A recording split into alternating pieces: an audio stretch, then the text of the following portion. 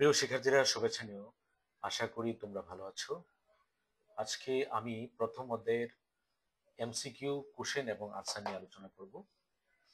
HSC botany প্রথম অধ্যায় কোষ এবং এর গঠন, এই অধ্যায় থেকে। তো যে এমসিকিউ গুলো নিয়ে আলোচনা করব সেগুলো বিভিন্ন পরীক্ষাতে এসেছিল এবং আমি প্রত্যেকটি প্রশ্নের ব্যাখ্যা দেওয়ার চেষ্টা করব, যেগুলো তোমাদের বিভিন্ন পরীক্ষায়, বিশেষ করে একাডেমিক এবং ভর্তি পরীক্ষার ক্ষেত্রে খুবই কাজে লাগবে। তাহলে চলো শুরু করা যাক। প্রথম অধ্যায় কোষ ও এর গঠন। প্রথম যে উদ্দীপকটা দেখতে পাচ্ছ, চিত্রটা দেখে তোমরা বুঝতে পারছো যে এটা কোষ প্রাচীরের ছবি। আমরা জানি যে কোষ প্রাচীরের ও প্রাচীরটা তিনটা স্তরে বিভক্ত: মধ্যপর্দা, তারপরে আছে প্রাথমিক প্রাচীর এবং সেকেন্ডারি প্রাচীর। উপরের চিত্রে এ চিহ্নিত অংশটি হলো, এ চিহ্নিত অংশটা আমরা একটু খেয়াল করি, এটা হলো প্রাইমারি প্রাচীর। আর এই এই যে বুড়ো উপরের যে রেখাটা আছে ঠিক মাঝখানে, এটাকে বলা হচ্ছে মধ্যপর্দা। তাহলে সঠিক উত্তর হলো প্রাইমারি প্রাচীর। পরের প্রশ্ন, প্লাজমা মেমব্রেনের ফ্লুইড মোজাইক মডেলের কোন অংশটি তরল? আমরা জানি যে প্লাজমা মেমব্রেনের একটা মডেল আছে, ফ্লুইড মোজাইক মডেল। এটার মধ্যে আছে লিপিড এবং প্রোটিন। লিপিড যে অংশগুলো আছে সেই অংশটা হলো তরল। এই যে আমরা দেখতে পাচ্ছি যে এটা হলো প্লাজমা মেমব্রেনের ফ্লুইড মোজাইক মডেল। এই যে হেড এবং টেল, হেড এবং টেল এটা লিপিড দ্বারা তৈরি, ফসফোলিপিড দ্বারা তৈরি, এবং সেটা পানিগ্রাহী, অর্থাৎ এটা তরল। পরের অংশ, ডিঅক্সিরাইবোজের কয় নম্বর কার্বনে অক্সিজেন নাই? আমরা যদি দেখি যে ডিএনএর যে গঠন আছে 5 কার্বন বিশিষ্ট, সেই 5 কার্বন বিশিষ্ট হলো ডিঅক্সিরাইবোজ, অর্থাৎ একটা অক্সিজেনের ঘাটতি আছে এবং সেটা 2 নং কার্বনে এই অক্সিজেনটা নাই। সঠিক উত্তর হবে ক, 2 নং কার্বনে। ক্লোরোপ্লাস্টের বৈশিষ্ট্য হলো, উদ্দীপকে আছে যে এরা সবুজ এবং খাদ্য তৈরি করতে পারে, লিউকোপ্লাস্ট হতে সৃষ্টি হয়, ফুলের পরাগায়নে সাহায্য করে। সঠিক উত্তর হবে 1 এবং 2, অর্থাৎ ক। আমরা জানি যে ক্লোরোপ্লাস্ট সবুজ এবং এরা সালোক সংশ্লেষণ প্রক্রিয়া খাদ্য তৈরি করে, এবং এরা কি করে, লিউকোপ্লাস্ট হতে সৃষ্টি হয়। ক, অর্থাৎ 1 এবং 2 সঠিক। পরের প্রশ্ন খেয়াল করো, লিউকোপ্লাস্ট, লিউকোপ্লাস্টের উদ্দীপক, সেটা কি করে, ভূনিম্নস্থ কাণ্ডে অবস্থান করে। হ্যাঁ, এটা সঠিক, ভূনিম্নস্থ কাণ্ডে অবস্থান করে। আলুতে সবুজ বর্ণ ধারণ করে। আমরা জানি যে লিউকোপ্লাস্ট যদি আলু পায় সেটা সবুজ বর্ণ ধারণ করে। 3 নং এ আছে কেরোটিন ও জেন্থোফিল সমৃদ্ধ। কেরোটিন ও জেন্থোফিল সমৃদ্ধ হলো ক্রোমোপ্লাস্ট। তাহলে এটা বাদ, সঠিক উত্তর হবে 1 এবং 2। ভূনিম্নস্থ কাণ্ডে অবস্থান করে এবং আলুতে সবুজ বর্ণ ধারণ করে। সঠিক উত্তর ক। পরের প্রশ্ন, ডিএনএ এর কাজ হলো, একে আছে বংশগতির আণবিক ভিত্তি স্থাপন। হ্যাঁ, এটা সঠিক। জীবের সকল বৈশিষ্ট্য নিয়ন্ত্রণ করে, এটাও সঠিক। এবং 3 নঙ্গে আছে জৈবিক সংকেত প্রেরণ করে, এটাও সঠিক, এটাও সঠিক। তাহলে ডিএনএ এর কাজ এখানে তিনটাই সঠিক। সঠিক উত্তর হবে ঘ। কোষঝিল্লির ভৌত গঠন সম্পর্কিত মতবাদগুলো। আমরা জানি যে কোষঝিল্লির ভৌত গঠন সম্পর্কে একটি মতবাদ আছে, যেমন ড্যানিয়েল ও ড্যাপসনের স্যান্ডউইচ মতবাদ, হ্যাঁ এটা সঠিক। সিঙ্গার ও নিকলসনের ফ্লুইড মোজাইক মতবাদ, এটাও সঠিক। 3 নং আছে রবার্টসনের লিপিড মেমব্রেন মতবাদ, এটা সঠিক নয়। রবার্টসনের আমরা জানি যে ইউনিট মেমব্রেন একটা মতবাদ আছে, ওই মতবাদটা কিন্তু লিপিড মেমব্রেন মতবাদ নয়।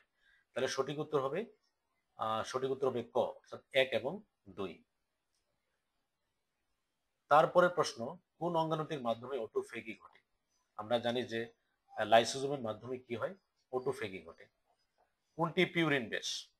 আমরা জানি যে ডিএনএ দুটি, 4টি নাইট্রোজেন বেস আছে, একটা হলো এডিনিন, গুয়ানিন, থাইমিন এবং সাইটোসিন। তার মধ্যে এডিনিন এবং গুয়ানিন হলো পিউরিন বেস। পিউরিন বেসগুলো হলো 2 রিং বিশিষ্ট হয়, এটা মনে রাখতে হবে। এখান থেকে প্রশ্ন হয় যে পিউরিন এবং পাইরিমিডিন। পিউরিন হলো 2 রিং বিশিষ্ট, পাইরিমিডিন হলো 1 রিং বিশিষ্ট। আর পিউরিনের উদাহরণ হলো এডিনিন এবং গুয়ানিন। তাহলে এখানে যেহেতু গুয়ানিন নাই, শুধু আছে এডিনিন, সঠিক উত্তর হবে এডিনিন। কোনটি সূচনা কোডন? আমরা জানি যে সূচনা কোডন হলো AUG, আগ, এটাকে মনে রাখতে হবে, AUG, এটাকে বলা হয় সূচনা কোডন। কোনটি জীবের বংশগতীয় পদার্থ?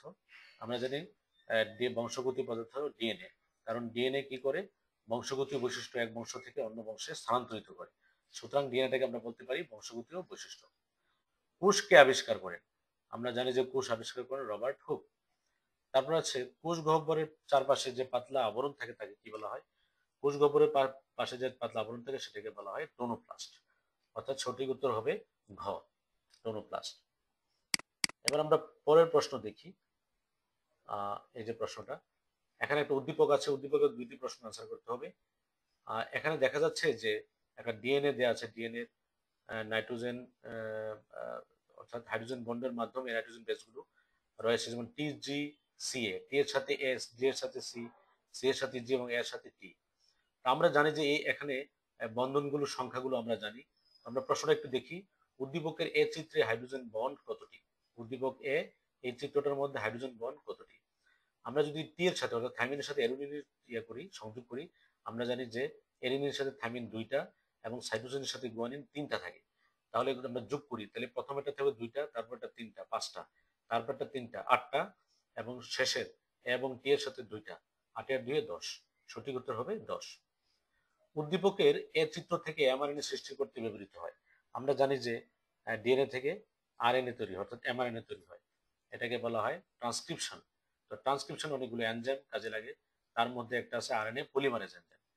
এবং 3 নং যেটা আছে নাইট্রোজেন ক্ষারক, ক্ষার যেমন AUGC মানে অ্যাডেনিন, ইউরাসিল, গুয়ানিন এবং সাইটোসিন। আমরা জানি যে এখানে থাইমিন থাকে না এমআরএনএর মধ্যে।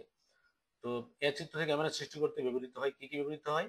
আরএনএ পলিমারেজ নামে একটা এনজাইম ব্যবহৃত হয় এবং নাইট্রোজেন ক্ষার AUGC ব্যবহৃত হয়। পরের প্রশ্ন ক্লোরোপ্লাস্ট এবং মাইটোকন্ড্রিয়া থেকে আসছে।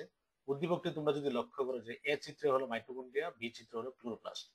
উদ্দীপকের এতে কোন চক্রটি সংঘটিত হয়? একটা আছে নাইট্রোজেন চক্র, C3 চক্র, C4 চক্র নাকি TCA চক্র?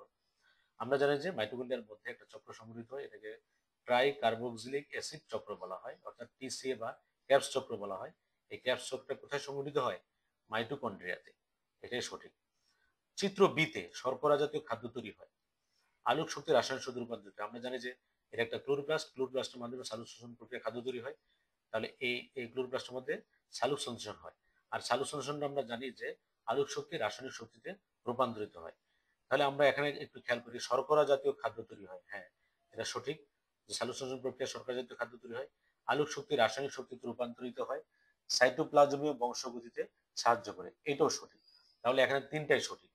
শর্করা জাতীয় খাদ্য তৈরি করে, আলোক শক্তি রাসায়নিক শক্তি রূপান্তরিত এবং সাইটোপ্লাজমীয় বংশগতিতে সাহায্য করে। আমরা জানি যে ক্লোরোপ্লাস্টের নিজস্ব ডিএনএ আছে, এই ডিএনএ এর মাধ্যমে কি হয়? সাইটোপ্লাজমীয় বংশগতিতে সাহায্য করে। তারপরের প্রশ্ন লিউকোপ্লাস্ট বলা আছে যে লিউকোপ্লাস্ট, এই প্রশ্নটা আমি এর আগে দিয়েছিলাম যে ভূনিম্নস্থ কাণ্ডে অবস্থান করে আলুতে সবুজ বর্ণ ধারণ করে, অর্থাৎ লিউকোপ্লাস্ট যদি আলু পায় সেটা সবুজ বর্ণ ধারণ করে, ক্লোরোপ্লাস্টে পরিণত হয়। তাহলে সঠিক উত্তর হবে কোনটা?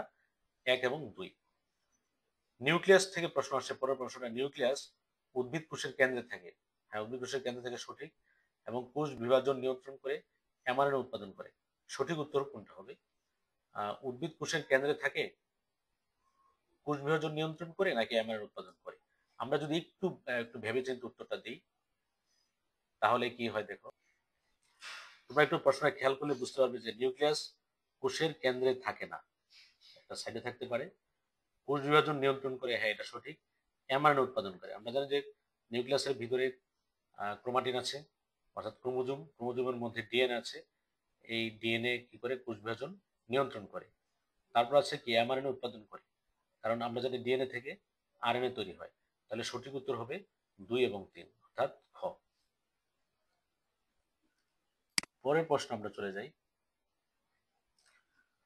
একটা উদ্দীপক দেখতে পাচ্ছ, এটা হলো ডিএনএ হেলিক্স মডেল। এখান থেকে যে প্রশ্নটা হয়েছে যে উদ্দীপকের নিচের কোনটি অনুপস্থিত? আমরা জানি যে ডিএনএ এর মধ্যে ইউরাসিলটা অনুপস্থিত, বাকি তিনটাই আছে, যেমন অ্যাডিনিন, গুয়ানিন, সাইটোসিন। উদ্দীপকের অণুটির অনুলিপনে ব্যবহৃত এনজাইম, অর্থাৎ যখন ডিএনএ থেকে ডিএনএ তৈরি হয় যেটাকে বলা হয় অনুলিপন, কি কি এনজাইম লাগে? যেমন আমরা জানি যে হেলিকেজ লাগে, লাইগেজ লাগে এবং পলিমারেজ এনজাইম লাগে। তার মানে তিনটাই সঠিক এখানে। তাহলে সঠিক উত্তর হবে 1, 2 এবং 3।